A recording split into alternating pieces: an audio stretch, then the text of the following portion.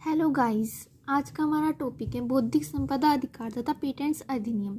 बौद्धिक संपदा अधिकार क्या है? बौद्धिक संपदा अधिकार वह है जो हमारा माइंड अपने आप ग्रो करता है। तो सरकार हमें कुछ राइट्स देती है कि इतने टाइम तक इस पे तुम्हारा ही राइट होगा, तुम्हारा ही हक होगा, तुम इसे यूज़ कर सको या तुम ही इसे जिसे देना हो उसे दे सकते हो। तो उसे बौद्धिक संपदा अधिकार कहा जाता है। बौद्धिक संपदा से तात्पर्य मस्तिष्क तथा बुद्धि के सृजनों से है, जिसके सृजनकर्ता को कानून एक निर्धारित अवधि तक उन पर अपना एकाधिकार बनाए रखने का वैधानिक अधिकार देता है तथा अन्य किसी भी व्यक्ति को उनके अनाधिकृत उपयोग पर प्रतिबंध लगाता है। कोई भी व्यक्ति हमारी परमिशन के बिना उसे यूज़ नहीं कर सकता। जैसे बुक्स होती हैं, बुक्स के आगे कवर अप होता है कि ये हमारा, इस पे पेटेंट है, ये हमारा है, तो इसे कोई और यूज़ नहीं कर सकता। तो उसे बौद्धिक संपदा अधिकार कहा जाता है। बौद्धिक संपदा अधिकार 2 टाइप्स के होते हैं, औद्योगिक संपदा और साहित्यिक संपदा।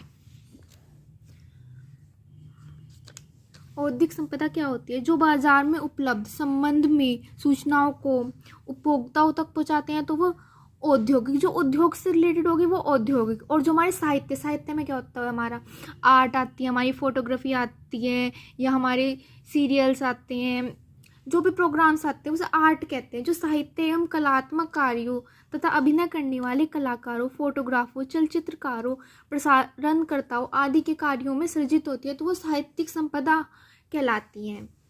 औद्योगिक संपदा अधिकारों के क्षेत्र में अंतर्राष्ट्रीय सहयोग क्या क्या इंटरनेशनल और इस बौद्धिक संपदा अधिकार के क्षेत्र में क्या क्या सहयोग है? प्रथम अंतर्राष्ट्रीय संघ बौद्धिक संपदा के लिए प्रथम अंतर्राष्ट्रीय संघ 1883 को बनाया गया और ये 1884 में प्रभावी हुआ। 14 सदस्य देशों में ये लागू है। विश्व बौद्धिक संपदा संगठन 14 जुलाई 1967 को बनाया गया था और यह अधिनियम 1970 में प्रभावी हुआ। वीपो तथा WTO में सहयोग समझौता 1995 दिसंबर में हुआ था।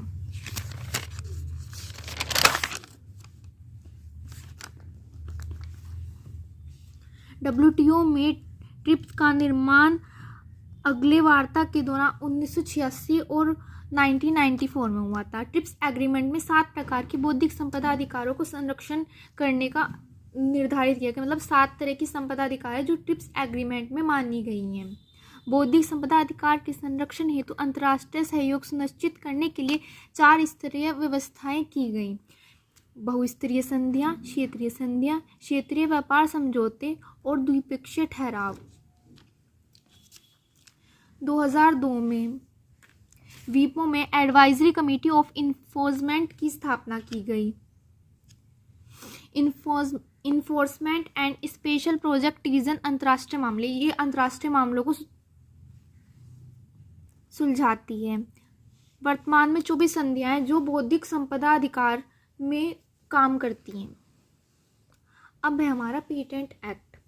भारत में 1911 में पेटेंट तथा डिज़ाइन अधिनियम लागू किया गया, परंतु 1970 में इसके स्थान पर पेटेंट अधिनियम लागू किया गया जो 20 अप्रैल 1970 को पूरे भारत में लागू होता है।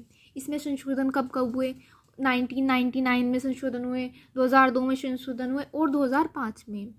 यह अधिकार पंजीकृत कर प्रदान किया जाता है। पेटेंट के लिए आवेदन 12 मंथ्स के भीतर हम अपना हमने कोई जो भी हमारी चीज़ है उस पर हमें अधिकार चाहिए तो हमें पेटेंट लेना पड़ता है उसके लिए। तो 12 महीने के अंदर अगर हमने कोई चीज़ इन्वेंट करी है, कोई भी चीज़ है, तो उसे 12 महीने के अंदर हमें उसका पूर्ण विवरण प्रस्तुत करना होता है। कोई भी व्यक्ति नियंत्रक को पेटेंट के विरोध में धारा 25 के अधीन अपना अभ्यावेदन दे सकता है। धारा 25 के अंतर्गत अगर हमारा कोई पेटेंट नहीं ले रहा तो हम उस पर केस कर सकते हैं। पेटेंट कितने साल के लिए लिया जा सकता है? पेटेंट खाली 20 साल के लिए लिया जा सकता है। पेटेंट का खंडन, अगर हमें अपना पेटेंट नहीं चाहिए, हमें अपना कैंसिल कराना, तो वो धारा 64 के अंतर्गत हमारा पेटेंट कैंसिल हो जाता है।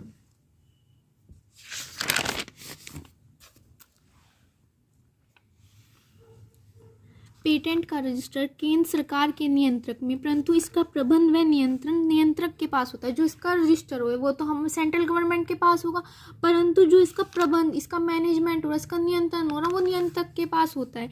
केंद्र सरकार के निर्णय के विरुद्ध कोई अपील नहीं की जा सकती।